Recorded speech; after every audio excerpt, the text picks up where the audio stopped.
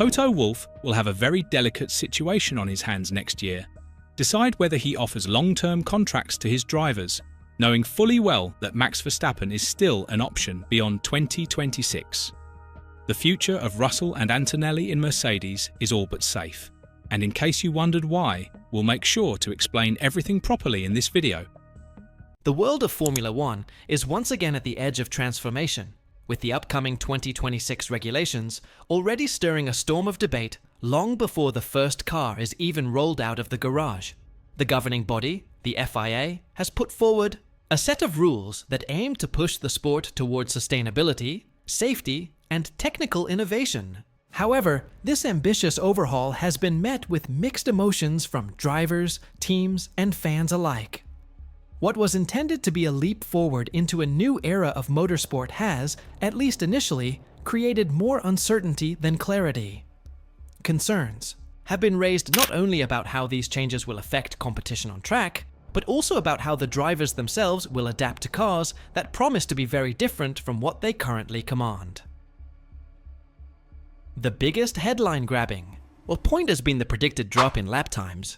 According to FIA single-seater technical director Nicholas Tombazis, early simulations suggest that the new generation of Formula One cars will be between 1 and 2.5 seconds slower per lap than their predecessors when they first appear. While Tombazis insists that this deficit will naturally shrink as teams innovate and refine their designs over the course of the regulation cycle, the fact remains that the cars will be initially slower. And this does not sit well with many drivers. In a sport that has long prided itself on being the pinnacle of speed and performance, any step backward in outright pace is bound to raise eyebrows. For some, the worry is not just about the numbers on a stopwatch, but about how the cars will feel to drive and how much joy there will be behind the wheel. Max Verstappen, in particular, has been forthright in voicing his dissatisfaction. The reigning world champion has already hinted at the possibility of an early retirement if the sport moves in a direction that he feels strips away the essence of Formula One. Verstappen's passion for racing is unquestionable, but he has repeatedly made it clear that he is not interested in driving machinery that feels too artificial, restricted, or unfulfilling. With the Dutch driver being one of the sport's most bankable stars and a magnet for fan engagement worldwide, the notion of him walking away prematurely is a nightmare scenario for the FIA and Formula One's commercial rights holders. While the sport does not revolve around any one individual, the influence Verstappen commands is undeniable.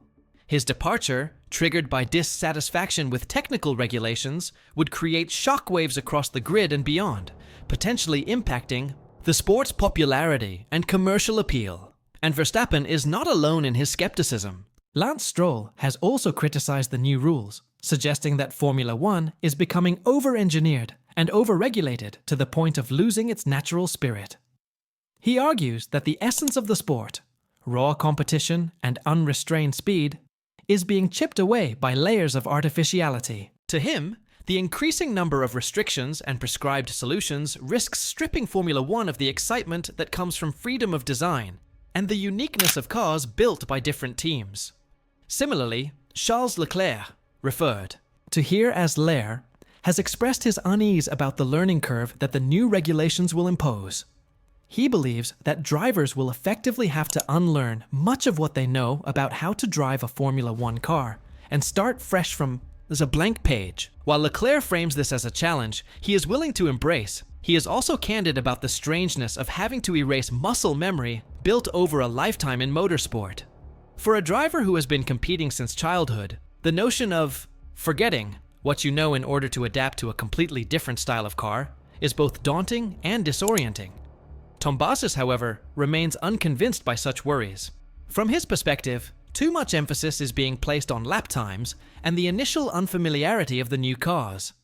He points out that Formula One has gone through multiple eras in its long history, where cars have become slower or faster, and the drivers have always adapted. When you first step from one car into another that is slower by a second or more, it feels underwhelming. But over time, drivers recalibrate, and what felt inadequate eventually becomes the new normal. He argues that once the adjustment phase passes, the differences in lap times will no longer matter, because the competition will still be as fierce as ever. What matters most, in Tombazis' eyes, is not whether the cars are slightly slower, but whether the racing is close, fair, and sustainable. This outlook reflects the FIA's broader priorities. Safety continues to be paramount, and innovations like the Halo, once criticized but now universally recognized as life-saving, show how regulations that initially draw skepticism can prove indispensable.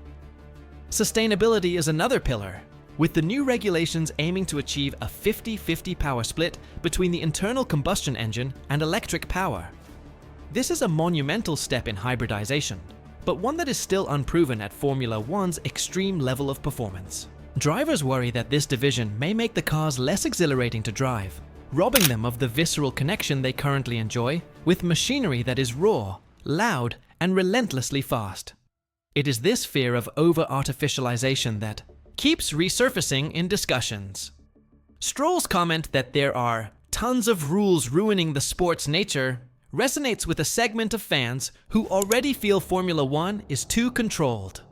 With standardized parts increasing and freedom of design narrowing, some worry that the sport risks losing its identity as the ultimate expression of technical ingenuity. What was once the Wild West of motorsport engineering, with the teams pushing boundaries in radical directions, now sometimes feels more like an exercise in conformity. For purists, the danger is that Formula One becomes indistinguishable from other categories that already prioritize spec parts and strict limits. Still, not every voice is critical. Fernando Alonso has been surprisingly upbeat about the changes, even if he admits that some tracks, like Spa or Suzuka, may lose a bit of their magic under the new downforce limitations. Having already spent a day in the simulator, Alonso says it is too early to draw conclusions, pointing out that simulation tools often fail to capture the full essence of driving the real car. He is prepared to reserve judgment until the cars hit the track in real-world conditions.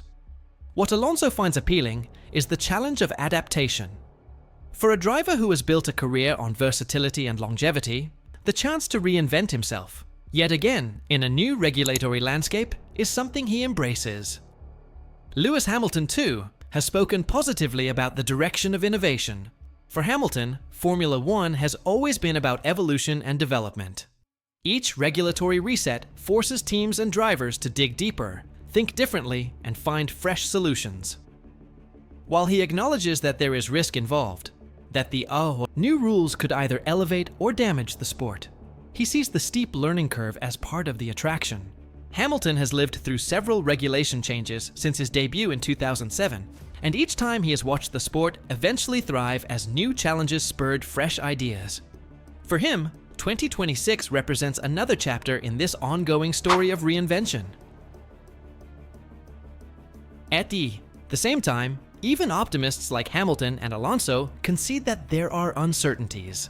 The loss of downforce, for example, will make cars more difficult to handle through high-speed corners, leading to more sliding and instability. While this could produce more dramatic on-track battles, it might also strip away the precision and grip that drivers currently enjoy. The balance between spectacle and satisfaction is delicate, and no one will truly know how successful the regulations are until the cars are raced in anger. Another fascinating claim comes from Mercedes boss Toto Wolff, who has suggested that the new cars could reach top speeds of up to 400 km/h, a staggering figure even by Formula One standards. If true, this would introduce a whole new layer of excitement and danger to the sport. Felipe Drugovich, Aston Martin's reserve driver, has voiced concern that such speeds might make the cars feel like rockets, with immense difficulty in controlling them out of corners. For drivers, the thought of reaching such velocities on circuits that were not designed with them in mind raises safety questions, no matter how advanced modern crash structures are. All of this leads to the core tension at the heart of the 2026 regulations, the balance between progress and preservation. Formula One must evolve to remain relevant in a world increasingly focused on sustainability and environmental responsibility. Yet, in doing so, it must also safeguard the thrill, authenticity, and identity that have made it a global phenomenon. Tombazis and the FIA are confident that drivers will adapt, Fans will embrace the new era, and teams will rise to the challenge. But skepticism lingers, particularly from those who fear that speed, enjoyment, and natural competition are being sacrificed on the altar of regulation. The truth is that no one, not the FIA, not the teams, not even the drivers, can say for certain how the 2026 cars will feel until testing begins. Simulators provide clues, but they are only approximations.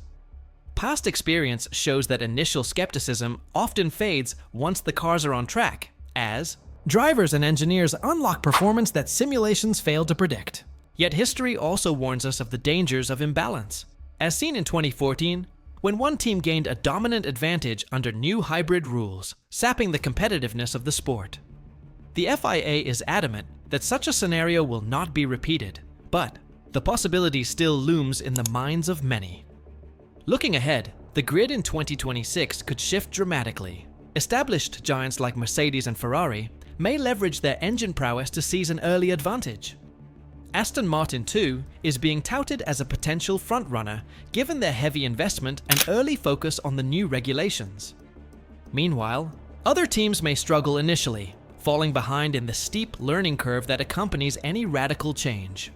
What is clear is that the competitive order is unlikely to remain static, and fans can expect surprises when the new era dawns. In the end, Formula One has always thrived on uncertainty. It is a sport defined by change, challenge, and reinvention. The 2026 regulations may bring slower lap times, more artificial-feeling rules, and new frustrations for drivers. But they may also spark innovations that elevate the sport in ways we cannot yet imagine. As Tombazis insists, once drivers adjust, the differences may fade into the background, replaced by the timeless pursuit of speed, glory, and victory. Whether Verstappen and others can be convinced of this remains to be seen. What is certain is that the debate surrounding these regulations will continue to dominate conversation until the lights go out in 2026 and the talking finally gives way to racing.